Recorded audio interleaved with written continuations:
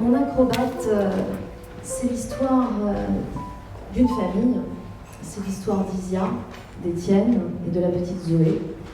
Un couple qui s'aime, une petite fille magique. C'est ainsi qu'elle est décrite. Elle est magique parce qu'elle parle aux objets, parce qu'elle parle aux plantes, parce qu'elle a toujours une phrase pour faire rire ou rêver. Elle est poétique, cette petite fille. Et tout se passe, semble-t-il, pour le mieux dans le meilleur des mondes, sauf qu'évidemment, il n'y aurait pas de littérature si c'était le cas. Il va y avoir assez rapidement dans le roman un terrible accident, un chauffard, ivre, va faucher la vie de cette petite fille. Et ce roman, c'est l'histoire d'Isia, et en écho Étienne, puisque ce couple qui s'aime, mais ne va pas pouvoir vivre ensemble ce deuil insurmontable.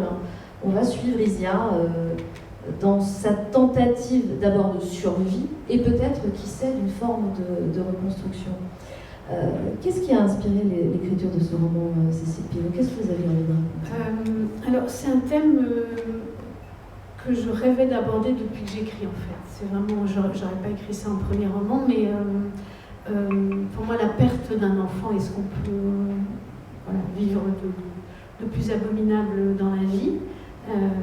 Pour moi, c'est vraiment un deuil qui est à part, qui va pas dans le sens de la vie. Et puis, évidemment, on a tous vécu ça, des deuils où on perd ses grands-parents, ses parents, des amis, des frères et sœurs, mais l'enfant, c'est vraiment, selon moi, c'est vraiment un deuil qui est complètement à part, qui est terrible.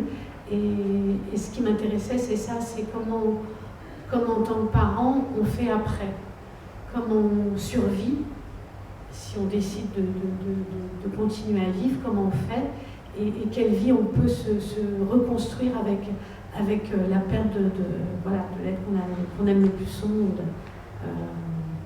Donc c'est vraiment ça qui m'intéressait depuis le début. C'est toujours une littérature qui m'a intéressée parce qu'il y a eu énormément d'auteurs qui écrivent là-dessus. Évidemment, il y a eu Victor Hugo, mais même aujourd'hui, il y a Philippe Forest qui a écrit énormément de livres dessus. Il y a Marie Dariussec qui a écrit un roman que moi j'aime énormément qui s'appelle Tom et Mort. Il y a Camille Laurence, il y a Yann McEwan, il y a Cyrus Vett aussi que je cite au début. Dans tout ce que j'aimais, c'est aussi sur la perte d'un enfant. Donc il y a énormément d'auteurs qui traitent de sujets, parce que c'est un sujet extrêmement, évidemment, c'est un sujet passionnant. Après, je ne voulais absolument pas faire quelque chose de morbide. Je voulais en effet que Isia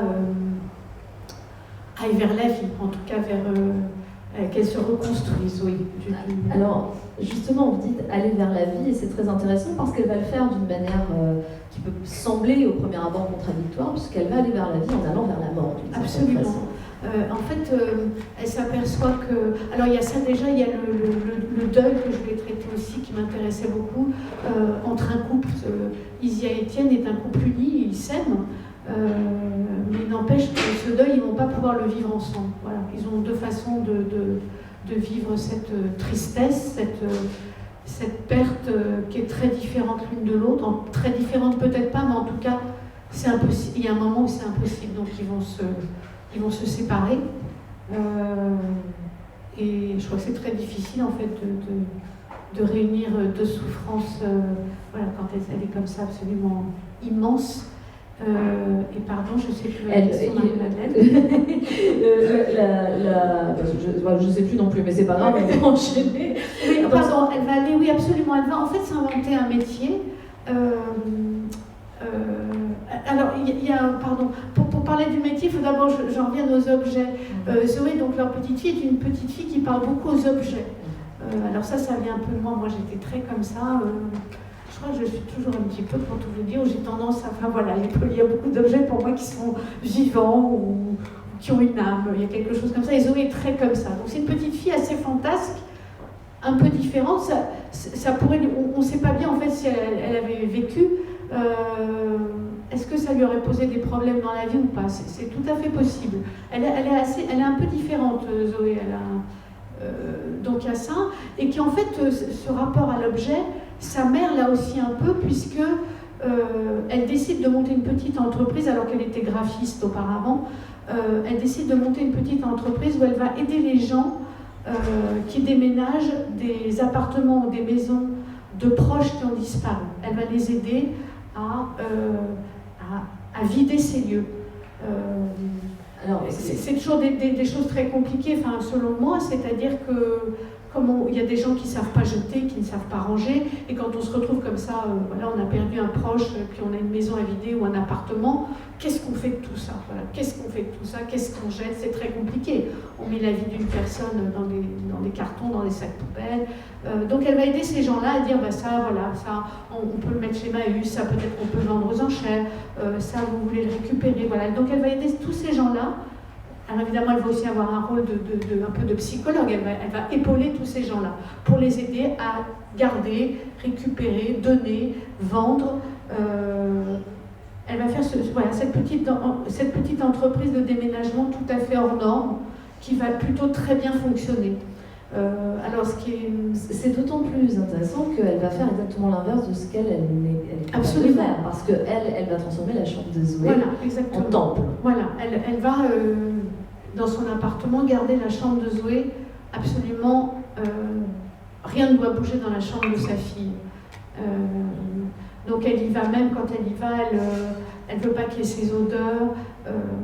C'est vraiment pour elle un endroit où elle retrouve sa fille, où elle retrouve les objets, où elle retrouve certaines odeurs. Donc ce qu'elle n'arrive absolument pas à faire chez elle, elle le fait chez les autres et pour les autres. Donc il y a ça, et en effet le livre a failli s'appeler La chambre de Zoé, parce que cette chambre était vraiment très très importante dans sa vie. Et donc elle est comme ça, elle est dans une sorte d'immobilisme, parce qu'elle ne peut pas quitter cet appartement, elle ne peut pas quitter cette chambre, alors que son mari Étienne, lui va bouger. Il va bouger, il va vivre ça complètement de manière très différente d'elle. Elle va donc, à travers cette entreprise, comme vous l'évoquiez à l'instant, rencontrer des gens. Oui. Le travail méticuleux de tri va l'aider un petit peu à ranger aussi les choses dans sa propre tête. Sa tête aussi, on sait tous que quand on range, on vide sa tête. Et puis la rencontre avec les gens, mais avant même de rencontrer les gens chez qui elle va travailler, elle va faire une autre rencontre qui est Samuel. Voilà, elle s'aperçoit très vite qu'en fait cette entreprise, elle ne peut pas la mener toute seule. Physiquement, Isia, c'est un peu une petite chose, donc c'est pas possible. Donc, elle s'épaule avec des déménageurs qu'elle prend comme ça au coup par coup, mais ça fonctionne pas très bien. Donc elle va passer une petite annonce et elle va engager un jeune homme qui s'appelle Samuel, qui a 22-23 ans, je ne sais plus exactement, mais qui va en fait la bouger. C'est lui qui va bouger Isia. Isia, elle a une quarantaine d'années, qui va vraiment la secouer. Samuel aussi, il a eu un parcours pas évident, mais il est jeune, il va vers la vie, Samuel. Voilà, il est plein de bon sens, en fait, Samuel. Il est plein de bon sens, il dit les choses comme il les pense, et ça fait un duo très, je pense, très, très sympathique.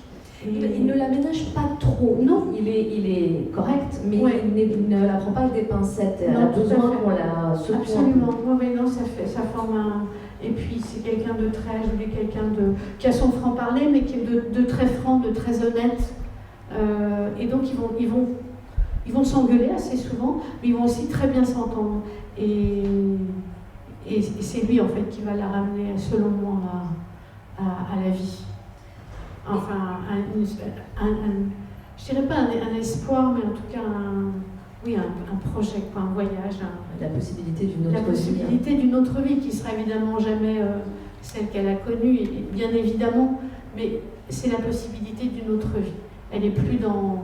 Elle va vers la vie. La vie comme une autre vie, mais elle va vers la vie. Et chacune de ces missions va générer des souvenirs. Donc il y a aussi des allers-retours dans le texte où elle se rend chez des gens, elle apprend leur histoire, et à travers ces histoires, tout d'un coup, c'est sa propre histoire qui lui revient.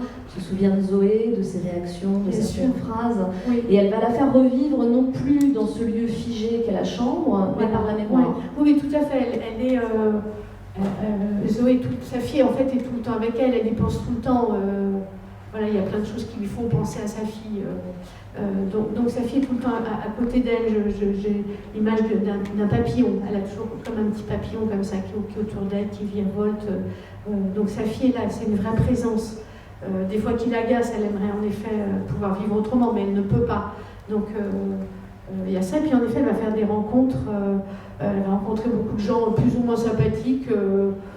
Il y a aussi des vrais cons, on peut le dire, hein, dans les gens qui lui demandent de l'aider à déménager, mais elle va faire des vraies rencontres. Et voilà, et ce qui est drôle, je ne sais pas si c'est drôle d'ailleurs, mais j'ai terminé ce livre et à ce moment-là j'ai dû vider en fait la maison de famille à la campagne. Donc je me suis vraiment retrouvée quand même un peu dans cette expérience, dans beaucoup de choses, voilà, dans cette expérience de voilà, de 55 ans de vie qu'on est en train de mettre dans des cartons. Voilà.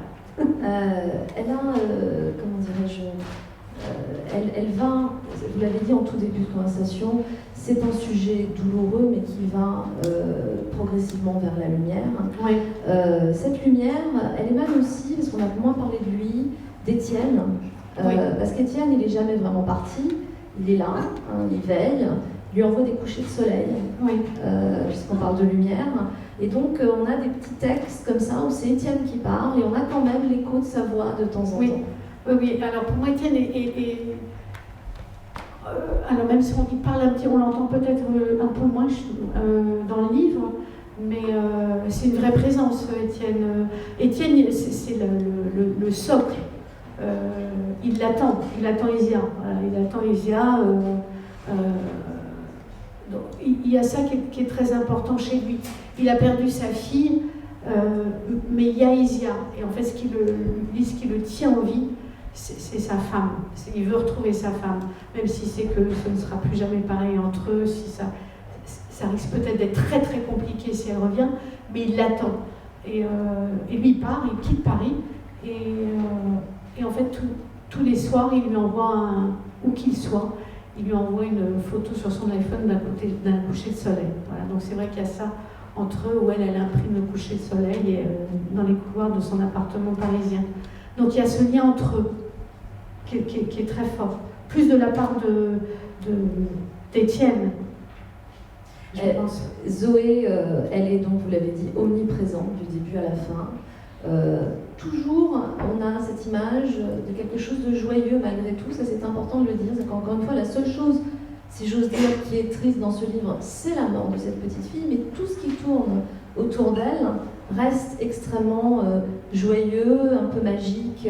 Oui, parce que, moi en tout cas c'est ma façon de voir la vie, c'est-à-dire que la vie ne va pas sans la mort, la mort ne va pas sans la vie, et essayons de vivre notre vie du mieux possible. Voilà, après c'est pas toujours facile à dire quand on perd un enfant, c'est évident, mais oui. Mon acrobate, c'est Zoé. Oui, c'est Zoé. Et c'est le titre de votre livre. Merci beaucoup. Merci beaucoup.